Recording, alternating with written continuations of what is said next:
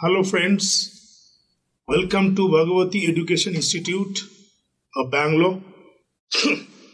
My name is Sandeep sir. I'll teach you CA Foundation Economics. Out of 400 marks in CA Foundation Economics, 60 marks are there.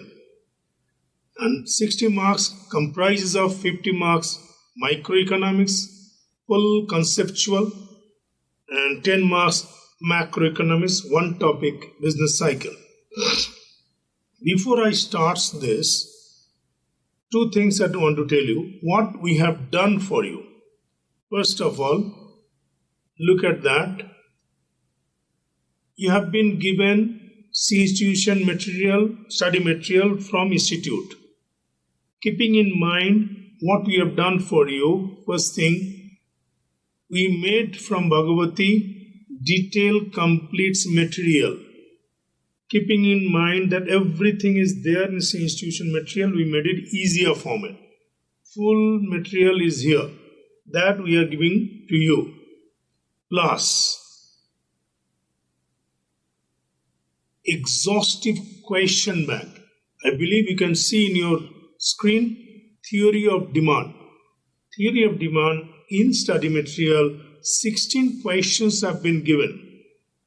Here what we have made, look at that, we have made only from demand 52 questions. Now the question is, now the problem, where did I get this?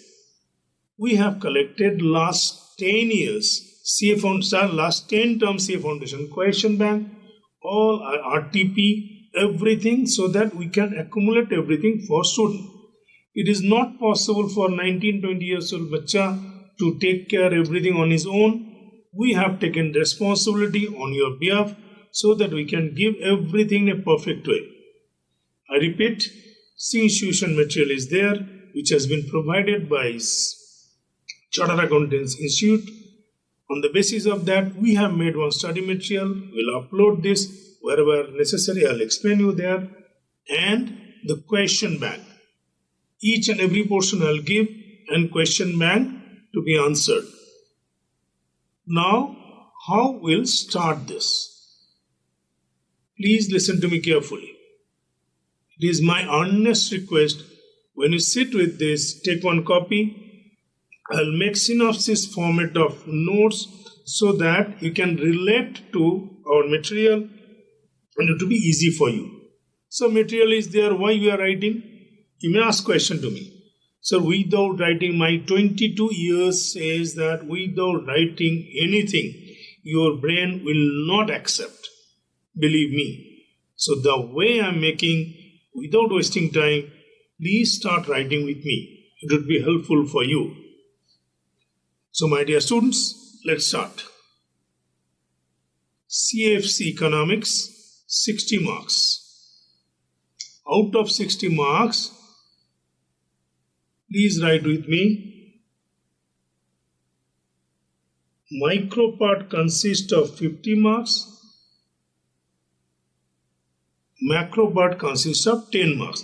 First page, write down that way. Under micro part, first part is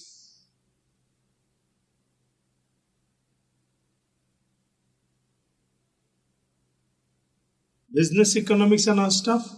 My experience is from this portion, each and every term, 10 to 15% question you'd get. Second, we'll give theory of demand and supply. Here we'll take care demand concept, supply concept, equilibrium concept, elasticity concept, utility concept, demand forecasting. In small letter I am writing, detailed part you will get this, demand, supply, equilibrium, elasticity. My dear students, elasticity has got here 4 parts again, price elasticity, income elasticity, cross elasticity, elasticity of supply, followed by utility. Utility has got again 2 parts. One is called cardinal, another is called ordinal. Last part of this portion is demand forecasting. Here my experience is 15 to 20 marks question every term you'll get. Here you have demand and supply. Now followed by producer's behavior.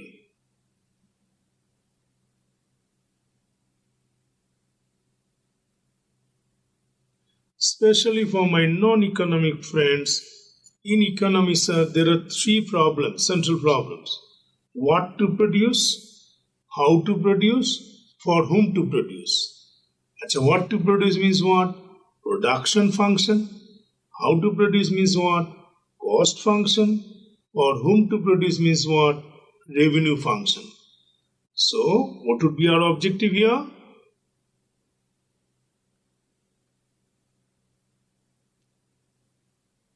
Production function, cost function, revenue function.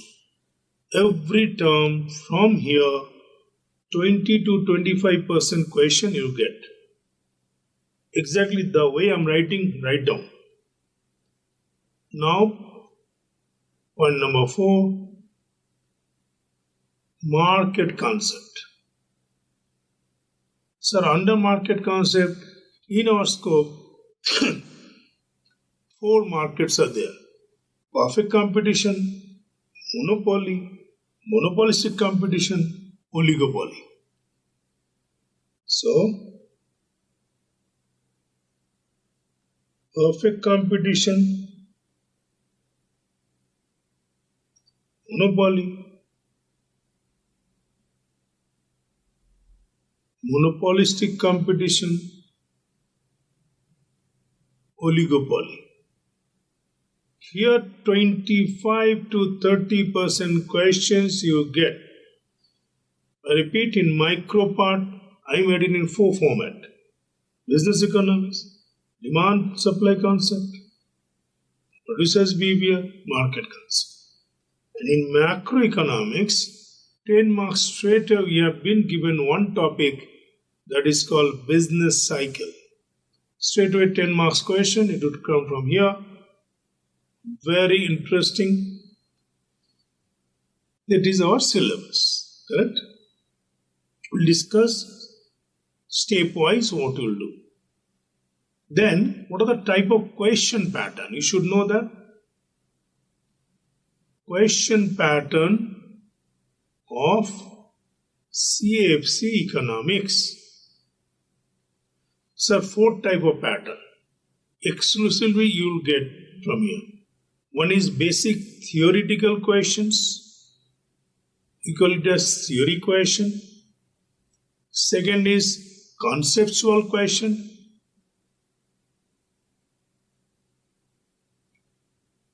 Theory type question. Conceptual question. Mathematical question. Don't get afraid of, especially those who did not have maths, no problem. I'll help you wherever basic things is needed of maths. Mathematical question. Number 4 is graphical question. You may ask me, graph, should we make in exam hall? No. They will give set question in such a way so that you'll make diagram on that and answer you'll choose. They will provide you one plain sheet. Over there you should practice, you should make the diagram and get the answer. So for that, I'll show you how to make this graphical representation with economic interpretation and mathematical presentation. Now, what are the marks allotted?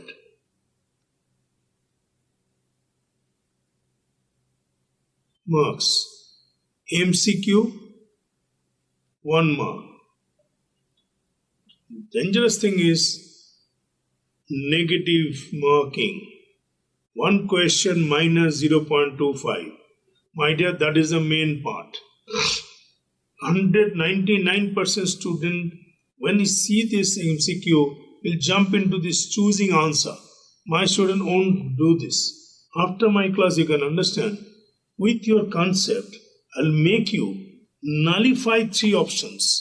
So the 4th option, you confidently can choose, and that is the answer. So how to nullify 3 options? For that, I'll develop concept day by day. I believe I could clear you. So this is our syllabus, which you will take, followed by question pattern, followed by marks. So let us start, and you also write with me. Here, first topic is business economics. I'll start with demand supply equilibrium and slowly I'll switch over there, which is very interesting part and conceptual part. I'll start from there. So please write down. Notes on synopsis format. You write with me, then I'll show you our study material and then we'll discuss our question. Please write with me. Notes on synopsis format. Step 1.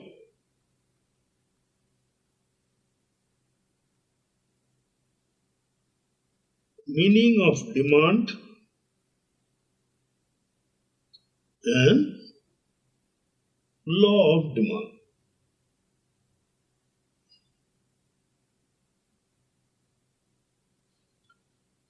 Now, like class, we used to do this rough and pair notes.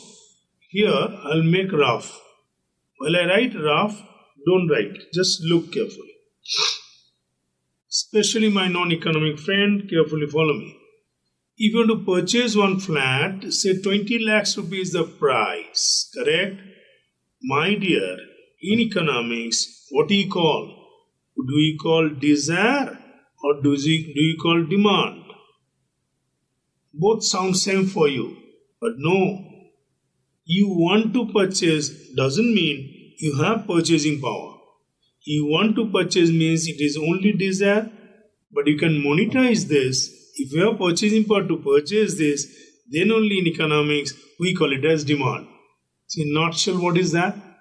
Demand is nothing but desire of consumer to purchase any commodity at a given level of price and time, which is backed by his purchasing power. Agreed or not? So this, in short form, we'll write.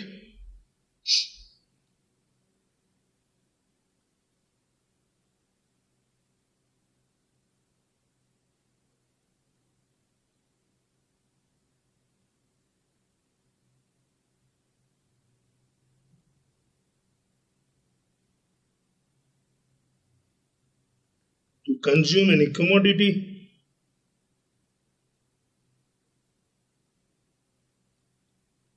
at a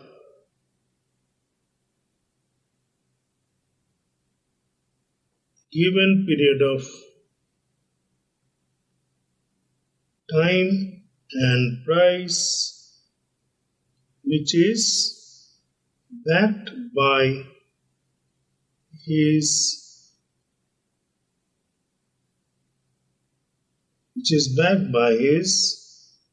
purchasing power.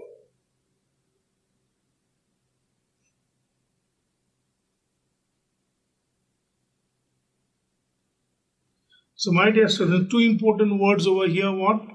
One is called desire and another is called purchasing power. Bas. So in one line, what is demand? Desire backed by purchasing power. Correct? Now the things, function and relations. Especially for my non-math student, I'm explaining that, be careful. X is equal to function of y. X is dependent, y is independent. If I write x is equal to 2y plus 3 beta, then y is equal to 1 means x is equal to 5. Y is equal to 2 means x is equal to 7. Especially my non-math student, for math student revision for you. As y changes, x changes. So in functional form, I can write x is a function of y. Correct or not? So beta x is what? It is dependent variable. And y is what? It is independent variable. So function relationship, how to write? Whatever I am writing in left hand side, it is called dependent. Whatever writing in right hand side, it is called independent. Why I said this? Now I have to blend this to economics. Economics, what is the important question? What is demand function? So beta, what is demand function then? Q dx is equal to function of Px. So what is Q dx? Q dx is nothing but quantity demanded for x. It is dependent variable. What is Px? Nothing but price of x. Independent variable. First, what is demand we understood, then followed by what is demand function we understood. Now to find out law of demand. So how do you find out? First, to go through this, take your time, pause your video, then you switch to other part. Again, rough I am making. While I am making rough, don't do. Sit back, carefully follow me.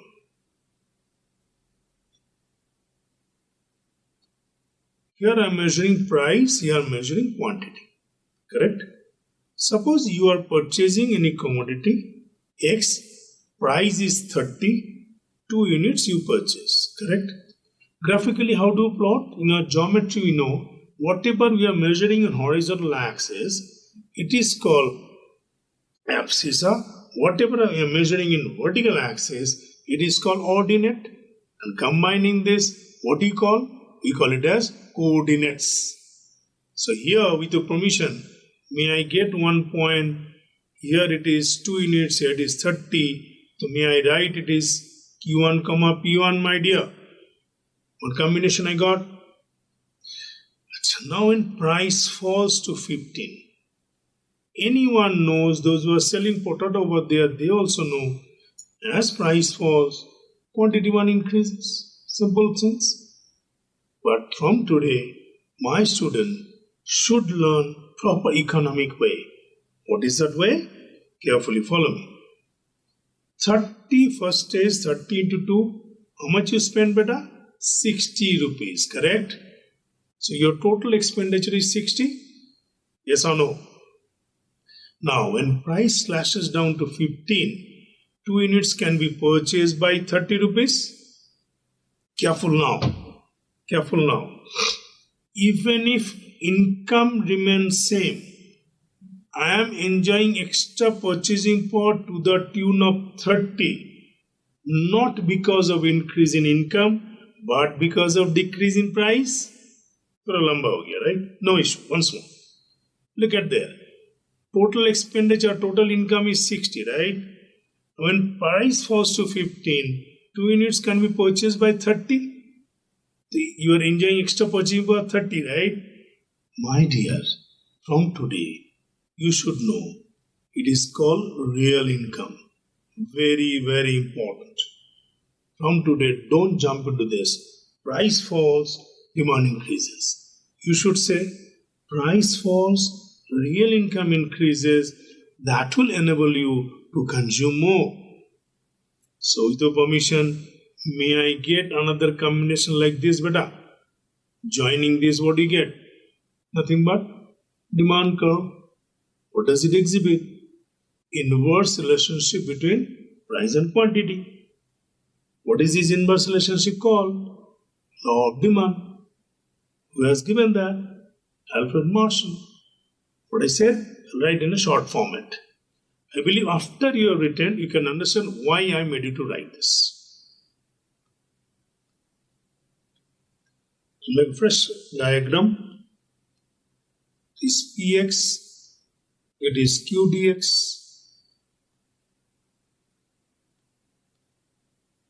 it is demand curve.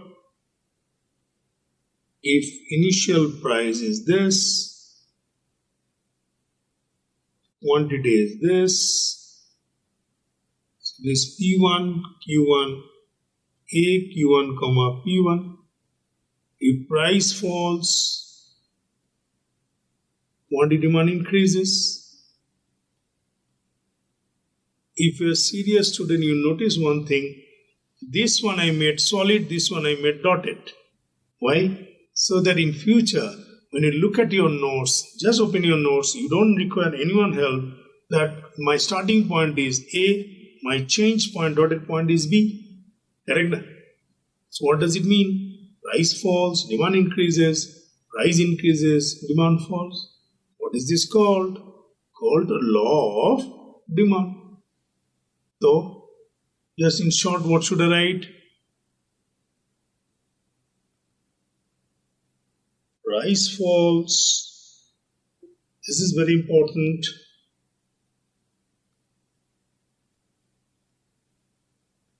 Real income increases. What is real income? Short form of writing. Change in purchasing power, not due to change in income, but due to change in price. So price falls, real income increases. So what is this figure called? Figure shown. Figure is showing what? Law of demand. So beta, what is law of demand? Price falls, quantity demand increases, price increases, quantity demand falls. So who has given that? Neoclassical economics after 1930-35, Cambridge Group of Economics, Alfred Marshall, A.C. Pigou, John Maynard Keynes. They are called neoclassical economists. 1950-55, Professor Paul A. Samuelson onwards, we call it as modern economists. 1776 back, Adam Smith, to Ricardo, all these people are called classical economists. I'll come one by one. Neoclassical economist, Professor Alfred Marshall. Look at here what we have written, my dear students. Ultimately to answer MCQ, right? First question, demand. Desire backed by purchasing power. Second question, demand function. Quantity demand is a function of price. Third question, what is real income? Change in purchasing power, not due to change in income, but due to change in price.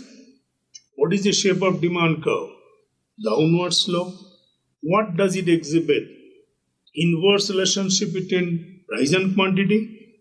Who has given that? Alfred Marshall. Classical and non-classical? Neoclassical. Neoclassical. Look at that. This portion you have written, you are able to answer 7 MCQs minimum. How to crack MCQ? I'll show you that. So this is the synopsis format of notes, right? Now, side by side, what you do, you should go to our study material, for which we put a lot of effort on that. This is our study material, New Theory of Demand. There we have made demand curve. This study material you should go through side by side. Table also made here for your reference. It's a detailed notes. But when you practice this synopsis format. Look, this individual demand curve we have made over there. Correct? First, you go through synopsis format notes. Then you go through the study material, which we will enclose, and answer script of MCQ in class. We will take care of that. So, my dear students, I believe step 1. That was step 1. Step 1 is clear to you.